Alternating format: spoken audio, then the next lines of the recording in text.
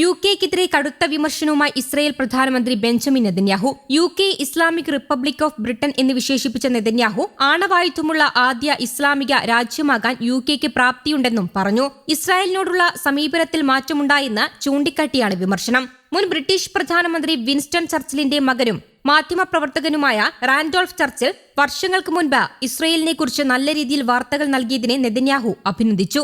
എന്നാൽ ഇന്നത്തെ ബ്രിട്ടനിലെ അവസ്ഥ ഇതിൽ നിന്നും തികച്ചും വ്യത്യസ്തമാണെന്നും അദ്ദേഹം അഭിപ്രായപ്പെട്ടു. ഇന്നത്തെ ബ്രിട്ടനിൽ നിങ്ങൾക്കിത് കാണാൻ കഴിയില്ല.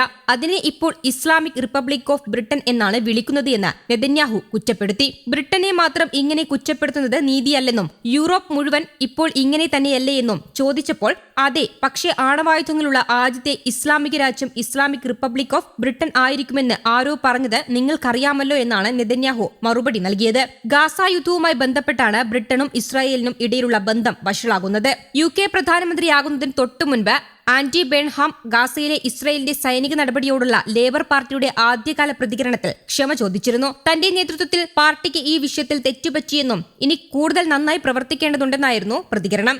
ഗാസ യുദ്ധം അവസാനിപ്പിക്കാൻ ലക്ഷ്യമിട്ടുള്ള US പിന്തുണയുള്ള പദ്ധതിയെ നെതന്യാഹു തള്ളിക്കളയുന്ന സാഹചര്യത്തിലാണ് അദ്ദേഹത്തിന്റെ ഈ പരാമർശം. ഹമാസിന്റെ നിരായുധീകരണം പൂർത്തിയാകുന്നതുവരെ ഗാസയിൽ നിന്ന് ഇസ്രായേൽ പിന്മാറില്ലെന്നും നെതന്യാഹു പറഞ്ഞു. ട്രംപ് ഭരണകൂടം കരട് അയച്ചിട്ടുണ്ടെന്നും എന്നാൽ തങ്ങൾ അത് അംഗീകരിക്കില്ലെന്നും നെതന്യാഹു പറഞ്ഞു. അത് തങ്ങളുടെ കരടല്ലെന്നും തങ്ങളുടെ പ്രതികരണങ്ങൾ അറിയിച്ചിട്ടുണ്ടെന്നും അദ്ദേഹം വ്യക്തമാക്കി. ആണവായുധ ശേഷിയുള്ള ആദ്യത്തെ ഇസ്ലാമിക രാജ്യം ബ്രിട്ടൻ ആയിരിക്കാമെന്ന 2022 JD വാൻസ് നടത്തിയ പരാമർശത്തെയും നെതന്യാഹു പരാമർശിച്ചു. ഇറാനിൽ അത്തരമൊരു സാഹചര്യം ഉണ്ടാകുന്നില്ലെന്ന് തങ്ങൾ ഉറപ്പുവരുത്തുന്നുണ്ടെന്നും അദ്ദേഹം വ്യക്തമാക്കി. നെതന്യാഹുവിന്റെ പ്രസ്താവന വിദ്വേഷമുണ്ടാക്കുന്നതും ഭിന്നത വളർത്തുന്നതുമാണെന്ന് ബ്രിട്ടനിലെ ജൂത സംഘടനകൾ വിമർശിച്ചു. വിദ്വേഷവും വംശീയതയും സാമൂഹിക ഭിന്നതകളും രാജ്യമൊട്ടാകെ ഭയം സൃഷ്ടിക്കുന്ന ഈ സമയത്ത് ഇത്തരം ഉത്തരവാദിത്വമില്ലാത്ത വാക്കുകൾ പ്രയോഗിക്കുന്നത് അപകടകരമാണ്. പ്രധാനമന്ത്രി നെതന്യാഹു ബ്രിട്ടീഷ് ജൂതന്മാരുടെ പ്രതിനിധിയല്ല. അദ്ദേഹത്തിന്റെ വാക്കുകൾ തങ്ങളുടെ നിലപാടല്ല എന്ന് മൂവ്മെന്റ് ഫോർ പ്രോഗ്രസീവ് ജൂതായിസത്തിന്റെ നേതാക്കൾ പറഞ്ഞു. 2024 ബ്രിട്ടനിൽ ലേബർ പാർട്ടി അധികാരത്തിൽ വന്നതിനു ശേഷം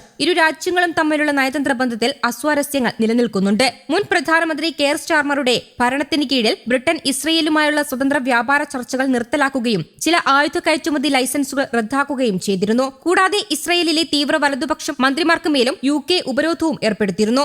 ബ്രിട്ടീഷ് വിദേശകാര്യ മന്ത്രാലയം സെപ്റ്റംബർ മാസത്തോടെ ഇസ്രായേലിനെതിരെ ശക്തമായ പുതിയ നിയമങ്ങൾ പ്രഖ്യാപിക്കാനിരിക്കുകയാണ്. ചബഹാർ തുറമുഖവും മധ്യേഷ്യയും സംബന്ധിച്ച ഇന്ത്യയും ഇറാനും നടത്തുന്ന സഹകരണം പാകിസ്ഥാനെ ഒഴിവാക്കിക്കൊണ്ട് അഫ്ഗാനിസ്ഥാനുമായും മധ്യേഷ്യയുമായും ബന്ധപ്പെടാൻ ഇന്ത്യയെ സഹായിക്കുന്നു. യുദ്ധസമയത്ത് ഇന്ത്യ ഒരു പ്രധാന പാലമായി മാറുന്നു. ഇറാൻ, അമേരിക്ക, ഗൾഫ് രാജ്യങ്ങൾ, വിശാലമായ ബ്രിക്സ് കൂട്ടായ്മ എന്നിവയുമായി ഒരേ സമയം ബന്ധപ്പെടുന്നതിലൂടെ സവിശേഷമായ ഒരു നയതന്ത്ര സ്ഥാനത്താണ് ഇന്ത്യ നിലകൊള്ളുന്നത്. ഇതിലൂടെ പുതിയ ഭൂരാഷ്ട്രീയ ഭൂപടം രൂപപ്പെടുന്നു. ഉപരോധങ്ങൾക്കിടയിലും സാമ്പത്തിക സഹകരണം സാധ്യമാകുന്നു. ഇറാൻ ബ്രിക്സിന്റെ സാമ്പത്തിക വ്യാപാര ബന്ധങ്ങൾ ആഴത്തിലാക്കാൻ ശ്രമിക്കുന്നുണ്ട്. സാമ്പത്തിക സഹകരണത്തിനായുള്ള പുതിയ വഴികൾ തുറക്കുന്നതിന്റെ ഭാഗമായി ബ്രിക്സ് ന്യൂ ഡെവലപ്മെന്റ് ബാങ്കിൽ അംഗമാകാനുള്ള പദ്ധതിയുള്ളതായും ഇറാൻ സൂചിപ്പിച്ചു. അതേസമയം ഇറാനിൽ ആഭ്യന്തര പ്രക്ഷോഭം കനക്കുമ്പോൾ മരണസംഖ്യ 2500 കടന്നതോടെ പൌരന്മാർ ജാഗ്രത പാലിക്കണമെന്ന് ഇന്ത്യൻ വിദേശകാര്യ മന്ത്രാലയം അറിയിച്ചിരുന്നു. ഇനിയൊരു അറിയിപ്പ് ഉണ്ടാകുന്നതുവരെ ഇന്ത്യക്കാർ ഇറാനിലേക്കുള്ള യാത്രകൾ ഒഴിവാക്കണമെന്നും വിദേശകാര്യ മന്ത്രാലയം നിർദ്ദേശം നൽകി. വിദ്യാർത്ഥികൾ, തീർത്ഥാടകർ, ബിസിനസ്സുകാർ, വിനോദസഞ്ചാരികൾ എന്നിവരുൾപ്പെടെ എല്ലാ പൌരന്മാർക്കും